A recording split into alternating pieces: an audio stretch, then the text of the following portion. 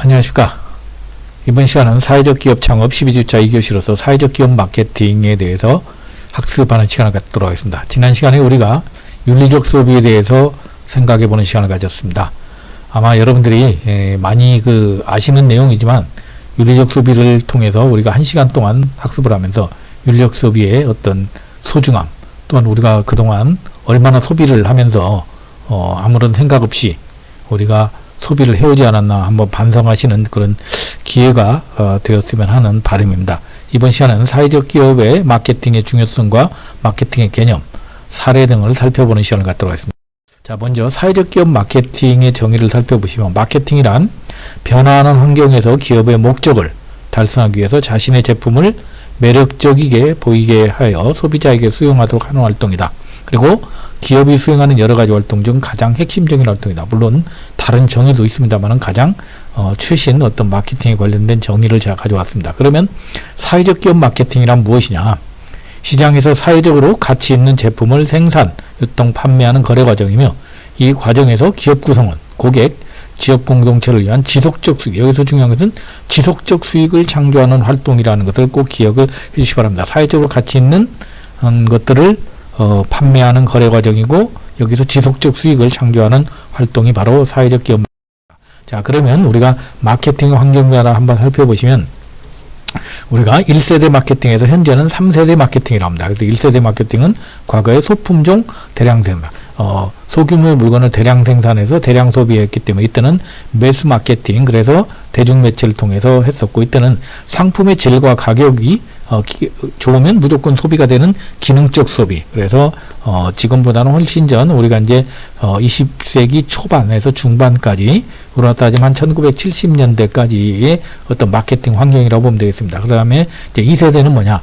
다품종 소량 생산 대량 소비를 했습니다. 그래서 이때는 이제 고객의 니즈에 맞는 타겟 마케팅을 했고, 특히 이제 우리가 이제 IMC라고 해서 인테그레이티브 마케팅 커뮤니케이션, 통합 마케팅 소통이라고 해서 우리가 통합된 마케팅 커뮤니케이션이라고 해서 그 기업 또는 브랜드가 시행하는 다양한 마케팅 활동 등이 통합되어서 하나의 목소리를 내는 전략. 예를 들어서 삼성그룹 하면은 예를 들어서 뭐 삼성 가족, 또 하나의 삼성, 뭐 이런 식으로 해서 LG 하면은 뭐 인화, 이런 식으로 해서 각 기업별로 통합적인 브랜드를 만들어서 거기에 따라서 모든 제품 계열을 나열해서 마케팅하는 어떤 브랜드가 강조되는 거였습니다. 이때는 2세대에서는 상품 이미지, 굉장히 기업의 이미지가 중요했고, 그래서 이미지 소비를 강조하는 거였습니다. 그런데 이제 3세대는 뭐냐?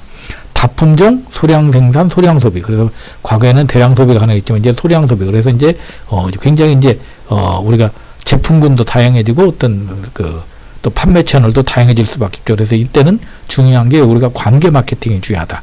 그리고 이때는 이제 어떤 융합이 굉장히 중요한 이슈로 등장하게 됩니다. 그래서 특히 1세대는 상품의 질과 가격이고 2세대는 상품 이미지였다면 3세대에서 가장 중요한 것은 상품의 사회적 가치입니다. 이 상품을 내가 소비하면 어떤 사회적으로 어떤 가치가 있느냐, 이런 것들을 사람들이 생각하는 소셜 미션을 생각하게 돼서 자아실현 니즈가 굉장히 강해졌다. 그래서 우리가 이제 사회적 기업 마케팅이 이제는 지금 최근에 사회적인 마케팅 변화의 트렌드에 있어서, 과거에는 우리가 마케팅 하면은 일반 영리기업 이런 것이 중심이었다면 이제는 사회적 기업도 마케팅의 필요성이나 마케팅의 본질에 이제 합류하는 그런 시기가 되었다고 말씀드릴 수가 있습니다.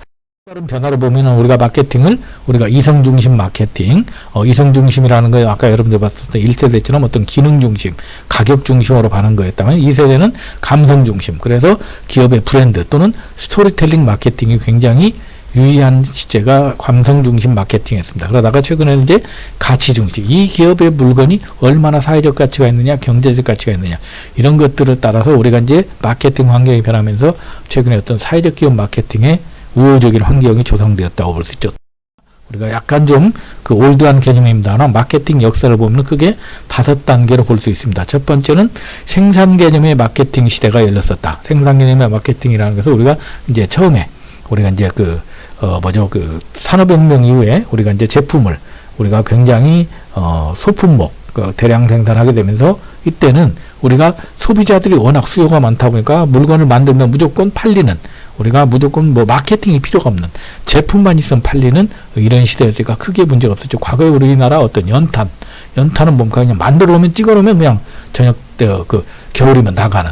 그 다음에 뭐 이런 것들이 이제 그 생산 개념의 마케팅 시대였죠. 그러다가 이제 제품 개념의 마케팅 시대가 열립니다. 그래서 이때는 이제 생산 개념화에서 기업은 이제 생산성 향상만 주르겠다면 이제 다양한 어떤 이제 공급량이 증대되면서 이제 사람들이 어떤 뭡니까 기업의 어떤 생산품의 기능이 비슷비슷하지다 보니까 이때는 이제 각각 어떤 제품의 어떤 기능, 제품의 가격, 제품의 AS 이런 것들이 어떤 제품 개념의 마케팅 시대가 이제 열리게 됩니다. 우리나라로 따지면 한 80년대, 90년대 이때가 아마 제품 개념의 마케팅 시대가 아니었나 생각합니다. 그러다가 이제 세 번째는 이제 판매 개념의 마케팅 시대가 됩니다. 이제 시장에 이제 제품만으로도 시장에 대체할 수 없는 초공급 과잉이 되면서 기업 간의 경쟁이 한층 더 치열해지면서 우리가 이제 제품의 이제 판매 촉진, 광고 이런 것들이 중심되는 우리가 판매 개념의 마케팅 시대가 열리게 됩니다. 우리가 20세기 말의 어떤 개념이 아닌가 생각합니다. 그러다가 이제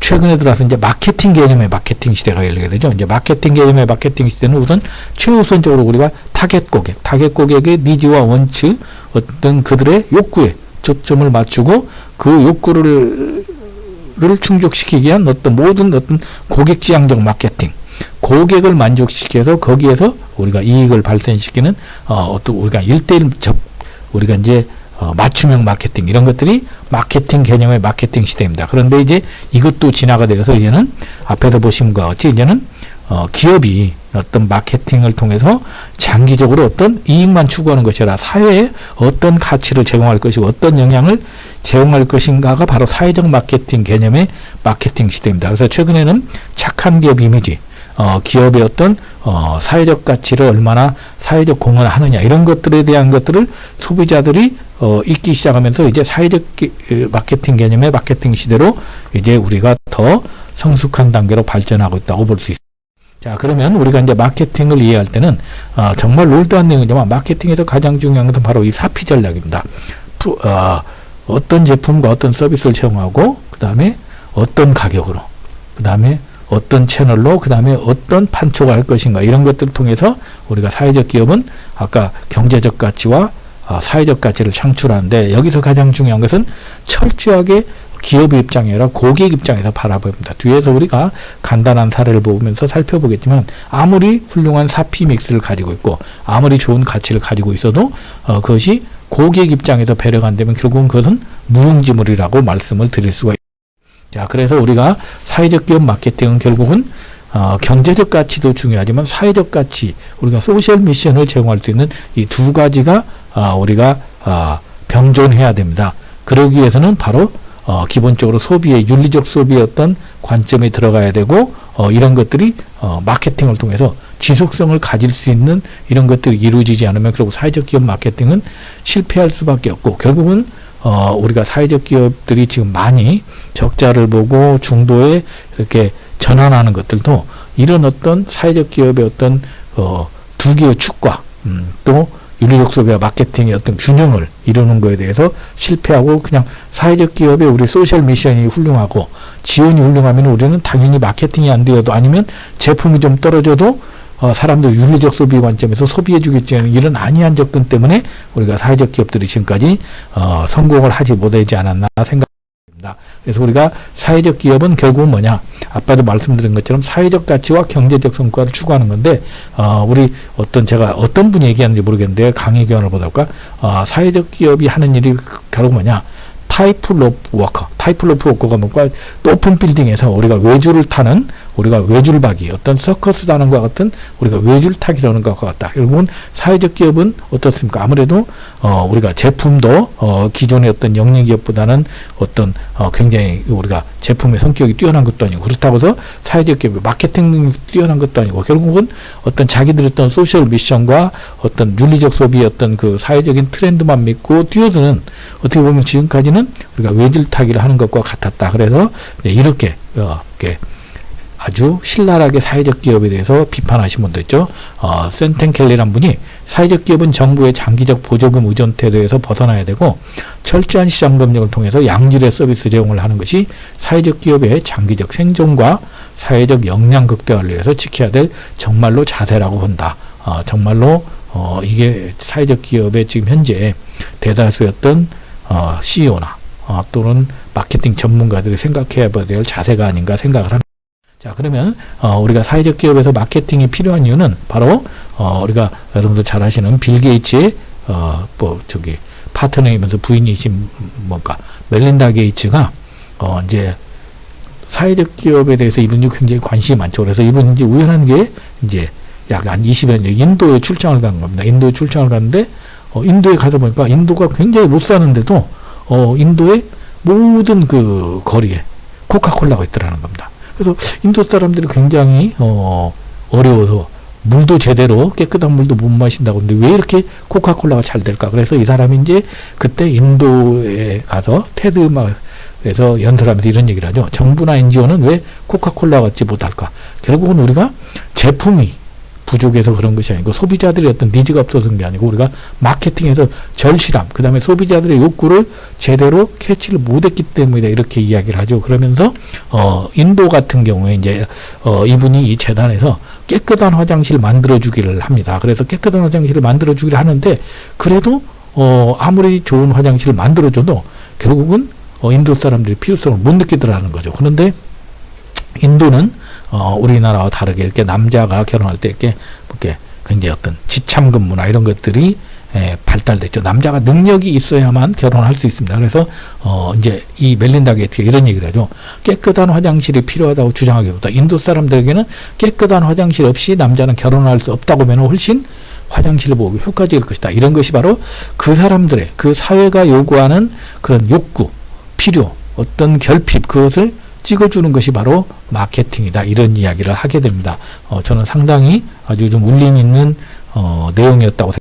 그래서 우리가 마케팅 프로세스를 보면은 크게 이렇게 5단계로 사회적 기업에서 마케팅, 먼저 상품이 개발되고 생산에 대해서 판매와 구매를 하죠. 여기까지를 우리가 비포 마케팅, 우리가 마케팅 전 단계라고 하고, 그 다음에 이제 체험, 그 체험을 해서 이 사람이 다시 재구매를 하죠. 그 다음에 또 이게 체험, 제가 어떤 물건을 구입해서 마음에 들었는데 예를 들어서 내가 탐스 슈즈를 신어봤는데 이게 좋아가지고 내가 동료한테 이웃한테 이렇게 하면 확산이 되죠. 이게 신규 구매가 되죠. 그래서 이걸 애프터 마케팅을 하는데 사회적 기업은 비포 마케팅보다 애프터 마케팅에 철저하게 의존합니다. 우리가 전 시간에 여러분들에게 제가 우리가 잠시 말씀드렸죠. 사회적 기업이라는 것은 우리가 한 사람이 여러 사람의 어떤 새로운 어떤 고객을 창출하는 우리는 다단계 판매원 같은 그런 마음으로 윤리적 소비를 해야 된다고 하는데 그런 것처럼 우리가 사회적 기업의 마케팅은 우리가 상품도 중요하지만 그 이후에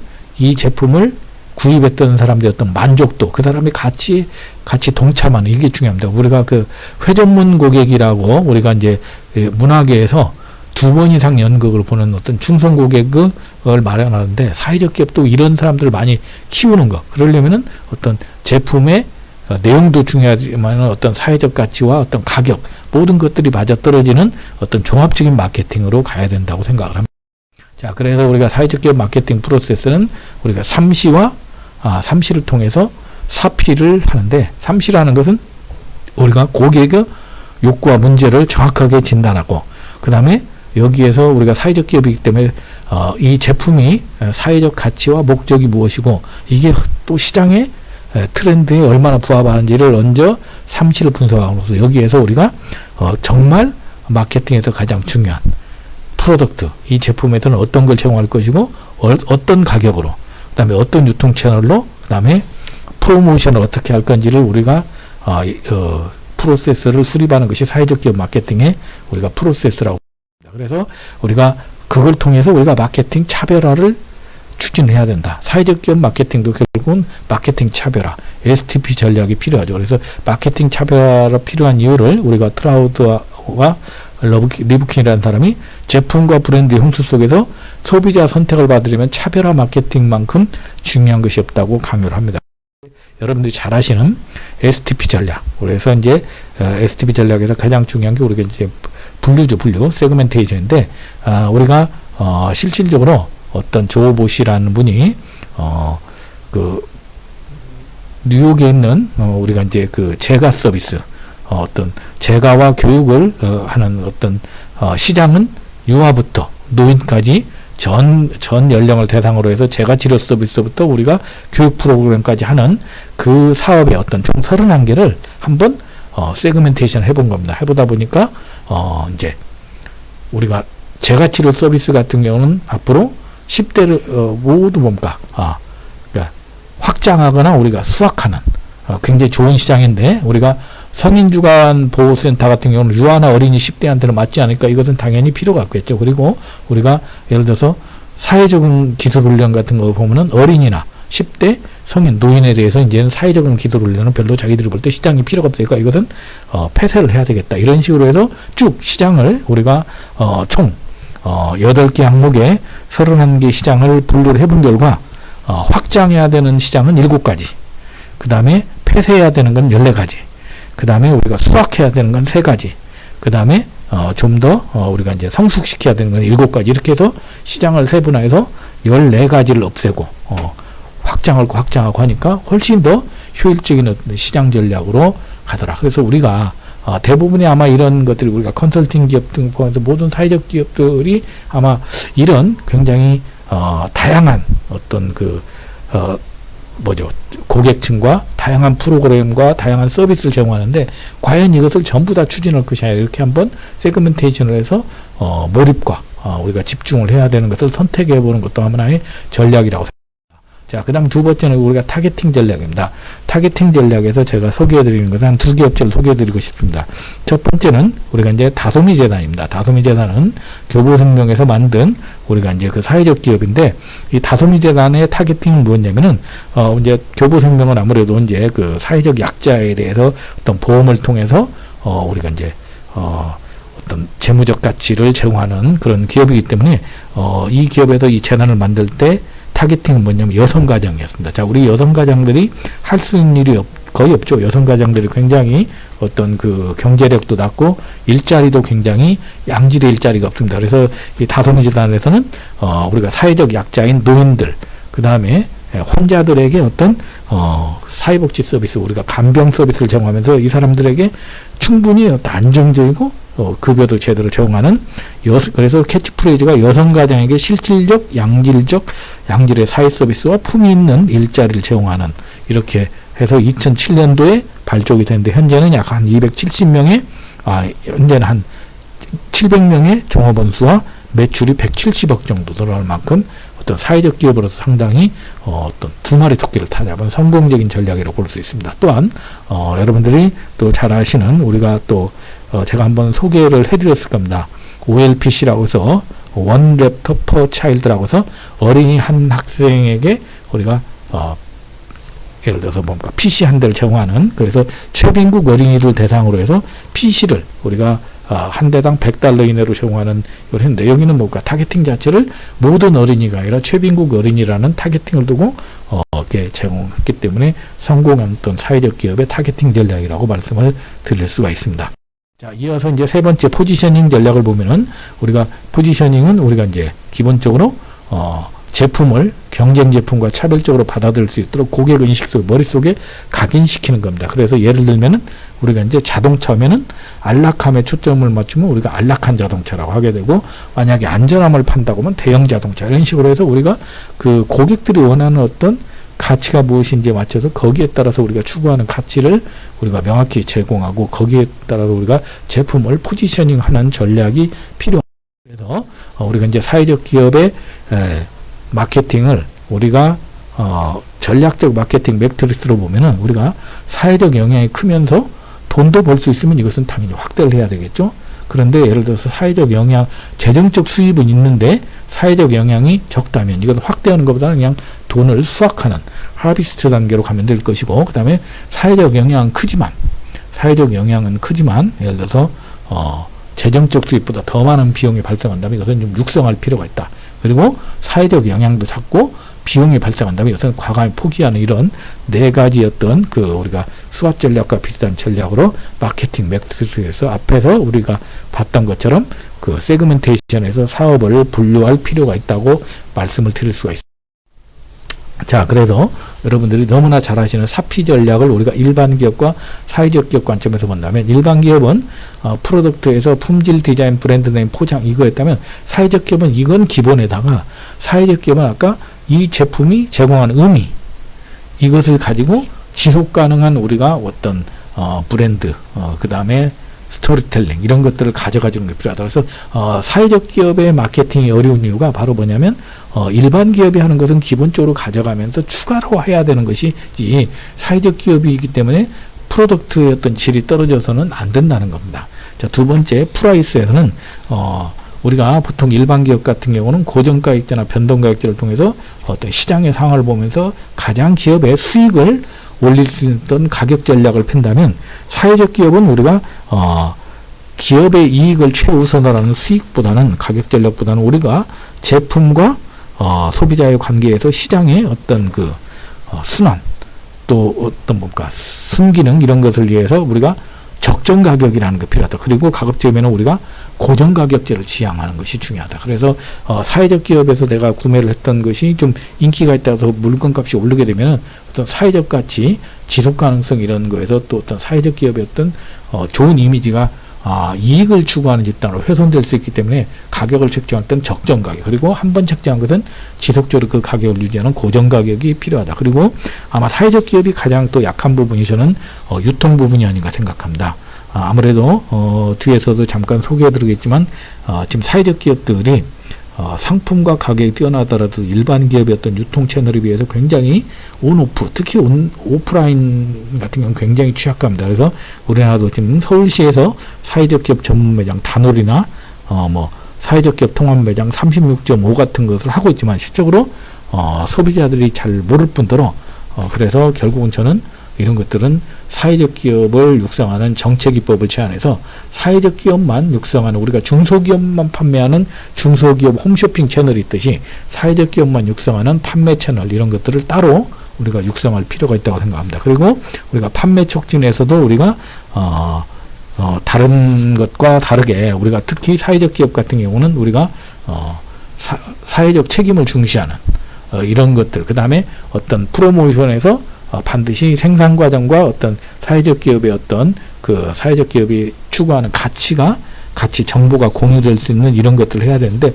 특히 사회적 기업에서 좀 성공적인 판매 촉진하면 뒤에 설명드리겠지만 바이럴 마케팅, SNS 마케팅 이런 것들, 특히 소비자들이 적극적 소비자들이 이렇게 계속해서 자기들이 자발적으로 정보를 양산하는 이런 마케팅이 훨씬 더 효율적이라고 생각합니다. 그래서 우리가 이제 프로덕트에서 보면은 이제 우리가 대표적인 사례가 이제 프라이닥, 여러분들 너무 잘 아시는 스위스에서 이제 생산되고 있는 그 가방이죠. 그래서 이 가방은 여러분들 잘 아시는 것처럼 이제 스위스의 이제 디자이너 형제들이 개발한 건데, 이 제품이 그 원래 개발할 때는 이제 워낙 이제 이 지역이 비가 많이 오다 보니까 우리가 이제 사이클을 타면서 가방이 비에 젖는 것을 방지하기 위해서 트럭 덮개 굉장히 이제 뻣뻣한 재질이죠. 이걸로 해서 이걸 만들었는데 이 가방이 약 80%가 수작업으로 만듭니다.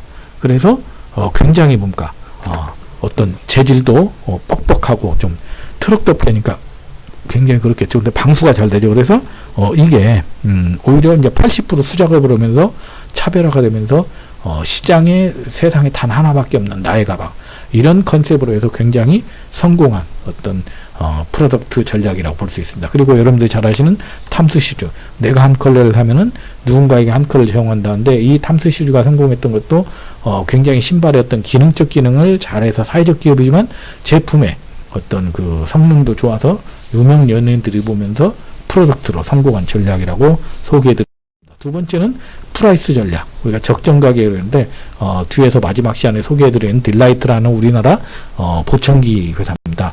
이 회사는 20대 3명의 어떤 젊은이들이 만드는 회사인데, 보통 보청기 한 150만 원 정도 되는데 이 회사는 약간 시중가의 한 30% 정도를 가지고 마진을 표준화하고 유통구조 개선하고 하면서 원가를 절감해서 오히려 우리나라 사람한테 받는 굉장히 어떤 그 보청기 혁신을 했던 지금도 굉장히 2013년에 세계 사회적 기업 어떤 10%에 해당될 만큼 영향력 있는 기업으로 선정될 만큼 마케팅에서 또 프라이스 전략을 성공했던 사례.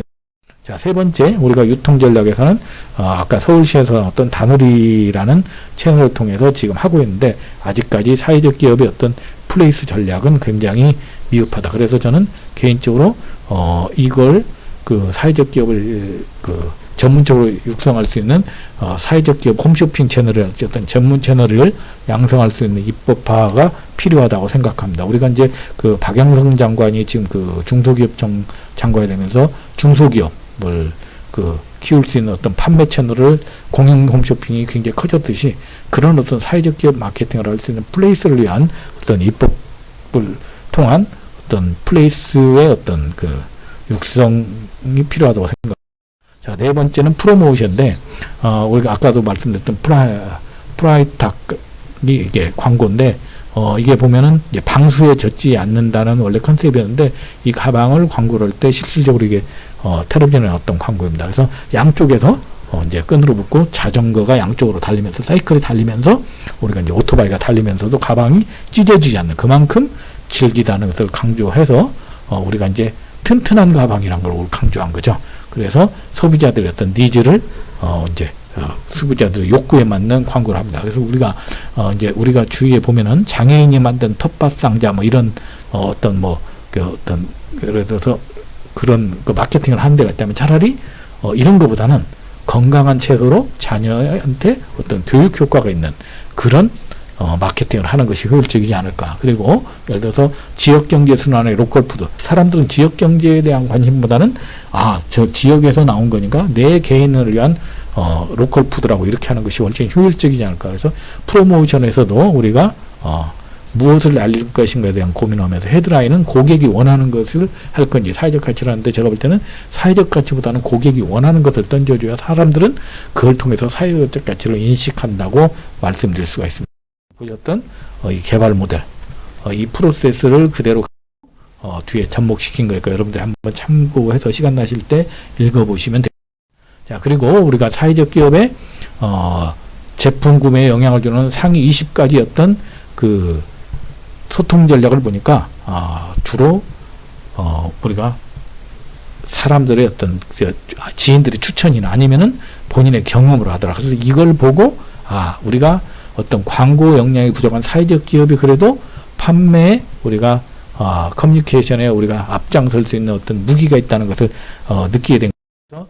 사회적 기업의 어떤 소비자 커뮤니케이션 채널의 효과를 보니까 특히 사회적 기업은 상품에서 어떤 제품의 이미지나 이런 것들에 대한 어떤 관심을 갖거나 아니면 SNS 마케팅이나 아니면 세일즈 프로모션 이런 것들이 사회적 기업의 소비자 커뮤니케이션의 채널 효과가 있더라. 그래서 사회적 기업은 광고 PR, 매장 인터넷보다는 SNS, 세일즈 프로모션 이런 것을 통해서 그러니까 사회적 기업의 자신 있는 소비자 커뮤니케이션 채널을 통해서 우리가 사회적 기업의 어떤 마케팅 전략을 펴보는 것도 어떨까 제안해. 자, 그래서 사회적 기업의 효과적 소통 방법으로는 아까 말씀드린 대로 바이럴, 우리가 소문 마케팅, 체험 마케팅, 그 다음에 쿱이라는 것을 우리가 협동조합과 같이 우리가 소비자들이 같이 참여하는 그 다음에 RM은 릴레이션 마케팅 그 다음에 코즈 마케팅이라고 해가지고 사회적 기업의 어떤 제공하는 가치와 어떤 제품과를 연결시키는 우리가 탐스 슈즈가 당신이 신발 하나를 사면은 신발이 없는 어린이에게 한 켤레가 기부가 됩니다. 이런 것들처럼 우리가 이제 원인을 제공하는 마케팅이라고 하죠. 그 다음에 이제 스토리텔링 이런 것들 통해서 이런 우리가 이제 세일즈 프로모션이나 SS나 뭐 샘플링이나 뭐 이벤트나 이런 것들을 통해서 효과적 소통 방법과 연결해서 우리가 판매 전략을 우리가 다양할 필요가 있다고 말씀드립니다. 자, 그 다음에 이제 마지막 주제로 소비자 마음 읽기를 하면서 정리를 하도록 하겠습니다. 우리가 소비자 역할이 점점 확대되고 있다. 소비자는 과거에 우리가 사용자였다면 이제는 선택자도 되고 처분자도 되고 최근에는 프로슈머라고 해서 공급자도 되고 또 계획자도 된다. 이렇게 소비자 역할이 확대돼서 우리가 소비자 마음 읽기가 굉장히 중요하다고 볼 수 있습니다. 과거에는 우리가 소비자 행동에 대해서 관심이 있었다면 소비자 행동이 결국들은 마음이 동해야 되겠죠. 그래서 소비자가 자신의 욕구를 충족시킬 것이라고 기대하는 제품과 서비스를 계획, 구매, 사용, 처분하는 데 있어서 표출하는 소비자 행동과 구매 결정을 연구하는 것이 소비자 마음 읽기입니다. 오히려 소비자 행동보다 좀 더 광역의 영역이라고 보죠. 그래서 제가 많이 강의할 때 쓰는 건데, 과거에는 우리가 마켓시어, 시장 점유율이 중요했다면 이제는 소비자의 지갑을 점유해야 되고 소비자의 시간을 점유하고, 더 중요한 건 소비자의 라이프 스타일을 같이 쉐어해서 결국은 소비자의 마음을 얻는 것이 이제는 우리가 특히 사회적 기업에서의 어떤 마케팅의 지향점이라고 말씀을 드립니다. 그러려면 우리가 소비자의 마음을 읽기 위해서는 고객의 공감 가치를 만들 필요가 있다. 고객 공감 가치 만들기는 고객이 그 물건이나 서비스에 공감해야 되는 거죠. 그래서 제가 강의에서 우연히 봤던 사례를 한 2가지 소개해드리면, 굉장히 유명한 일식집의 주방장이 이제 자기 어떤 VIP 고객이 오니까 그분에게 이렇게 두툼한 회를 썰어줍니다. 그러니까 이분의 표정이 굉장히 안 좋죠. 그런데 이분한테 다시 새로운 주방장이 회를 이렇게 얇게 썰어주니까 이분이 굉장히 만족했다는 얘기죠. 이 얘기는 무슨 말이냐면, 보통 회는 우리가 약간 저 같은 경우 두툼한 회를 좋아합니다. 그런데 나이가 드시면은 저작 기능이 떨어지기 때문에 아무리 식감이 좋은 두툼한 회라도 고객 니즈에 맞는 얇은 회를 주는 것이 훨씬 고객한테 공감을 한다는 거죠. 우리가 아무리 좋은 어떤 기업 가치를 갖고 있어도 고객이 만족할 수 있는 그런 가치를 연결하는 것이 중요하다. 그래서 여러분들에게 제가 마지막 시간에 소개해드리겠지만, 테이블포트라는 그룹이 사회적 기업인데, 여기는 뭐냐면 전 세계 비만 인구가 10억 명, 그 다음에 밥을 굶는 사람이 10억 명인데, 이 두 사람을 서로 연결해서 여기 여러분들이 보는 바와 같이 비만 어린이의 어떤 테이블에서 10%의 예를 들어서 칼로리를 줄여서 가난한 어린이에게 주면은 서로 이렇게 윈윈하지 않을까 해서 일본 사람이 만든 사회적 기업인데, 단돈 300원이면 당신이 어린이 한 명의 식사를 구할 수 있습니다. 이런 캐치프레이즈로 굉장히 성공을 했습니다. 그래서 저는 여러 사회적 기업을 봤지만 이 사회적 기업이 굉장히 아주 심플한 주제로 소비자 마음의 공감 가치를 만든 사례가 아닌가 생각합니다. 자, 그러면 여러분들이 만약에 사회적 기업을 만들려고 합니다. 그런데 여러분들이 만약에 여기는 이제 그 앞에 거네요. 그래서 여러분들이 이제 만약에 차를 산다면 어떻습니까? 차를 살 때 우리는 차를 사는 사람들은 편안한 이동이나 내가 이 차를 통해서 예를 들어 외제차나 이렇게 대형차를 산다면 내가 이 사람들한테 느끼는 자존감, 이걸 사는 거지 차의 어떤 성능을 사는 건 아니라고 보거든요. 반대로 우리가 청바지를 사는 사람은 청바지를 우리가 옷으로 사는 것보다는 이것은 개성을 산다고 볼 수 있습니다. 마찬가지로 여러분들이 이제 사회적 기업을 봤을 때 여러분들이 만약에 우리가 레이첼 보츠만이 또 이런 얘기를 했죠. 여러분이 만약에 집집마다 전동드릴을 갖고 있는 사람이 많습니다. 그래서 전동드릴을 왜 갖습니까? 물어보니까 사람들이 아무 얘기를 못하는 거죠. 근데 실제로 사람들이 전동드릴에서 구매하는 것은 뭡니까? 구멍을 뚫으려고 하는 거죠. 그러니까 전동드릴은 구멍을 뚫는 목적으로 있기 때문에 핵심 가치가 구멍이라는 겁니다. 그런데 우리는 이 전동드릴을 마케팅할 때 전동드릴의 성능을 가지고 얘기하니까 안 팔린다는 거죠. 결국은 여러분들이 언젠가 사회적 기업을 여러분들이 만약에 도시락을 제공한다면, 우리가 보통 사회적 기업들이 말하는 게 우리는 가난한 아이들에게 무상 도시락을 제공하고 이렇게 하는데, 이렇게 해서는 가치를 못 만든다는 거예요. 이 도시락은 어떤 가치가 있는지를 명확히 제시해야 되고, 만약에 커피를 판다면 이것을 공정무역이라면 강조할 것이 아니라 이 커피가 제공하는 가치는 무엇인지를 우리가 명확하게 정해야 됩니다. 마찬가지로 여러분들이 만약에 가방을 판다면 이걸 방수 목적일 건지 아니면 디자인 목적일 건지 여러분들이 꼭 마케팅에서 소비자 마음을 읽을 수 있는 핵심 가치를 생각해보는 그런 마케팅을 하시는 시간이 되시길 바랍니다. 다음 시간에는 우리가 사회적 기업 마케팅 툴로서 우리나라와 전 세계의 유명 사회적 기업의 마케팅 사례를 소개하는 시간을 갖도록 하겠습니다. 이번 시간이 좀 길었는데 수고 많으셨습니다.